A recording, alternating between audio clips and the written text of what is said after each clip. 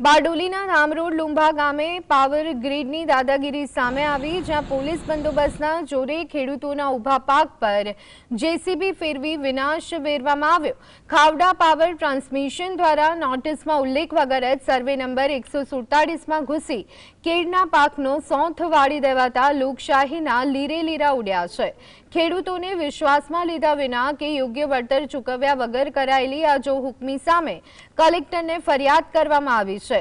ખેડૂતોએ ચીમકી ઉચ્ચારી છે કે જો અન્યાયી વળતર અને મનમાની બંધ નહીં થાય તો આગામી સમયમાં ઉગ્ર આંદોલન કરવામાં આવશે। ઉભો પાક છે, આ ઉભા પાકની અંદર આ કામ ચાલુ થઈ ગયું છે।